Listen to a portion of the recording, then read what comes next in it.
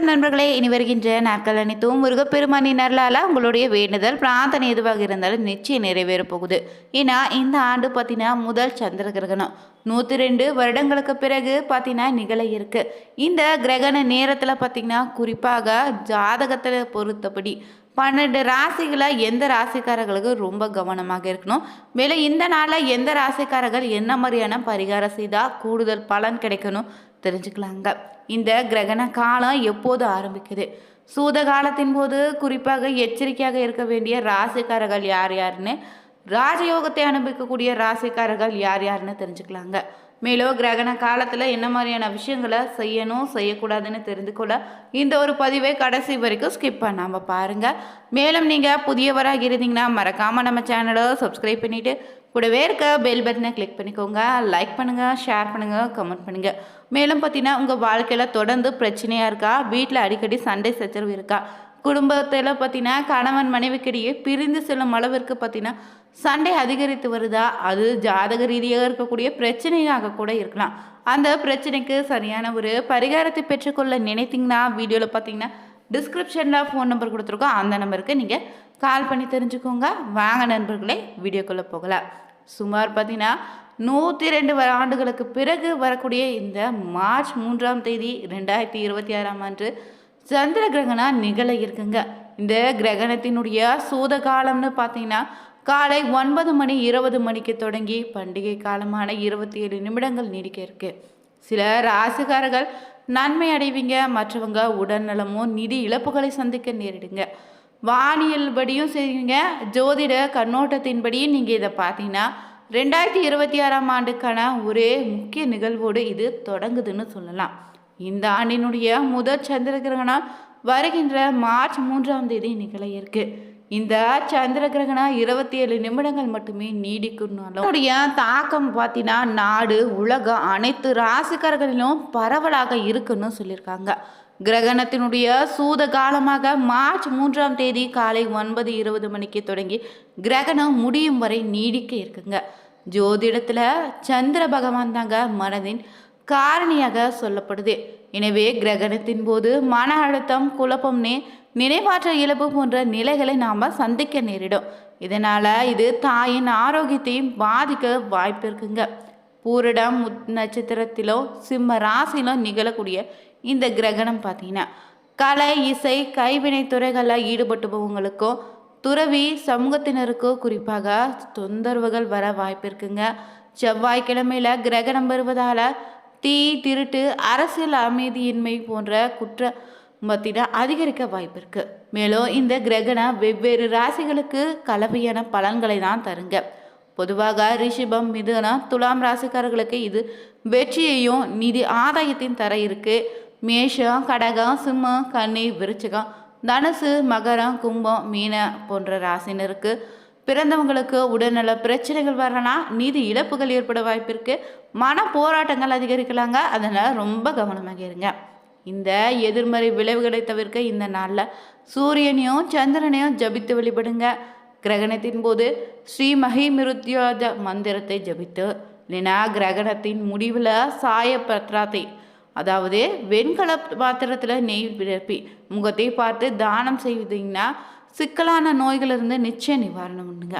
அதே போல் கிரகண காலத்தில் பார்த்தீங்கன்னா வெளியில் தேவையில்லாமல் செல்வதை தவிர்த்துடுங்க. பார்த்தீங்கன்னா இந்த ஆண்டினுடைய முதல் சந்திர கிரகணம் வருகின்ற மார்ச் 3ஆம் தேதி நிகழ இருக்கு. இந்த கிரகணத்தால் பார்த்தீங்கன்னா தாக்கம் இந்தியாவிலும் காணப்படுவதால் சில ராசிகர்களுக்கு கஷ்டத்தை சந்திக்க நேரிடுன்னு சொல்லியிருக்காங்க.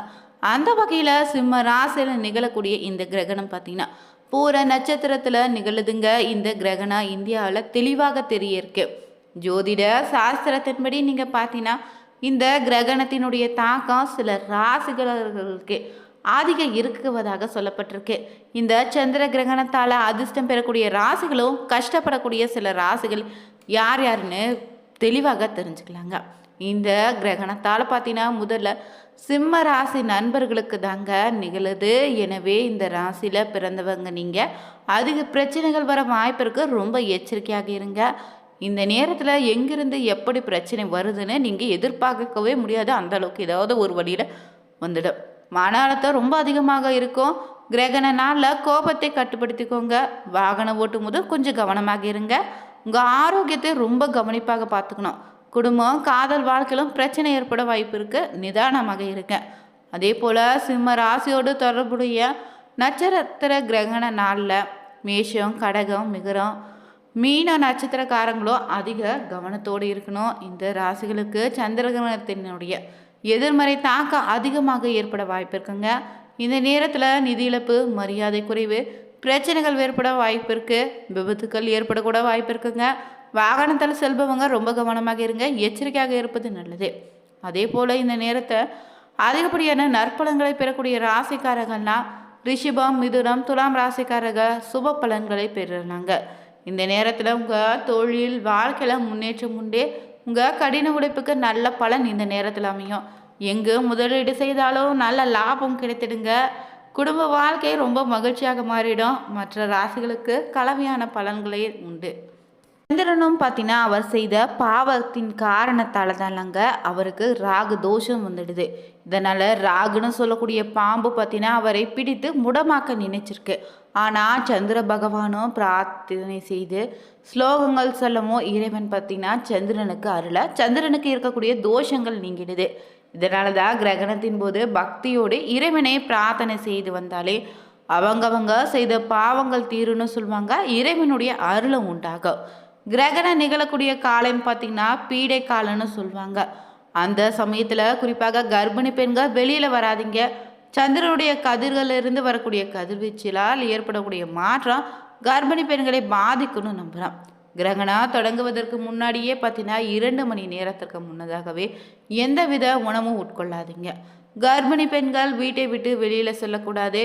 கோயில்கள் அனைத்தும் இந்த நேரத்தில் நடை சாத்தப்பட்டிருக்கும். செய்து வைத்திருக்கக்கூடிய உணவுகளில் தர்பை புல்லை போட்டு வச்சுடுங்க. கிரகணத்தின் போது நவகிரக துதியை பாராயணம் செய்யலாம். அதே போல் சந்திர கிரகணத்துக்கான துதியை பாராயணம் செய்யலாங்க. இந்த கிரகணம் முழுதும் முடிந்ததுமே குளிச்சுட்டு ஆலய தரிசனம் மேற்கொள்ளணும். ஆலய தரிசனம் செய்துவிட்டு தான் தீபம் ஏற்றி வழிபட்டால் கடன் தொல்லை இந்த நாளில் தீர்ந்துடும். கிரகணம் முடிந்ததுமே பித்ருக்களுக்கான தர்ப்பணம் செய்வது நல்லது.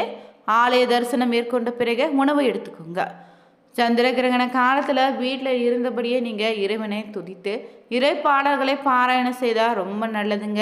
கிரகணம் முடிந்த உடனே ஆலய வழிபாடு செய்தால் இன்னும் கூடுதல் பலனை நீங்கள் பெறலாம். சந்திர கிரகணம் ஏற்படும் போது தெரியாமல் கூட சில தவறுகளை செய்யக்கூடாதுன்னு சொல்லியிருக்காங்க. இந்த சந்திர கிரகணம் நடைபெறக்கூடிய நேரத்தில் வீட்டில் ஜன்னல்கள் கதவுகளை சாத்தி வச்சிடுங்க.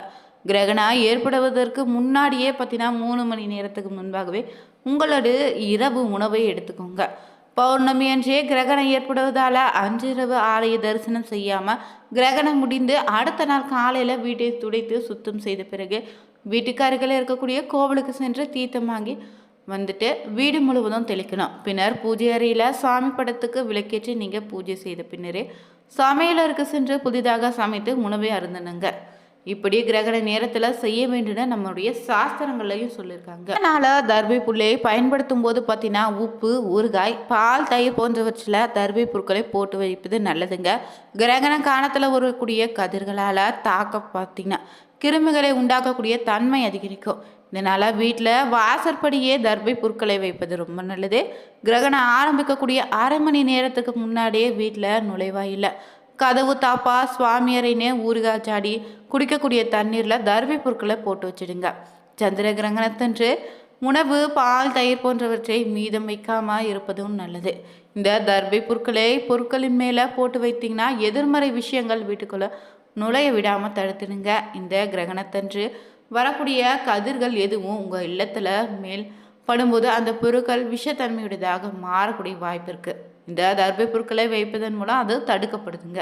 மேலும் கிரகணம் முடிந்த உடனே பார்த்தீங்கன்னா அடுத்த நாள் எழுந்து 2 மணி அளவில் விடியற்காலையிலே சந்திர கிரகணம் பூரணமாக முடிவடையுது.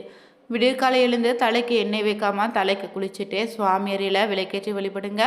சுவாமி வழிபாட்டை முடித்து விட்டு தான் பால் காய வைத்து டீ, காபி போன்றவற்றை குடிக்கணும். சமையலறை கழுவி துடைத்து சுத்தம் செய்திடுங்க. அதுபோல இந்த ஆண்டிற்கான முதல் சந்திர கிரகணத்தின் போது பாதிக்கக்கூடிய 5 ராசிக்காரர்கள் என்னென்ன பலன்களை பெறக்கூடிய ராசிக்காரர்கள் யார் யாருன்னு தெரிஞ்சுக்கொண்டோம்.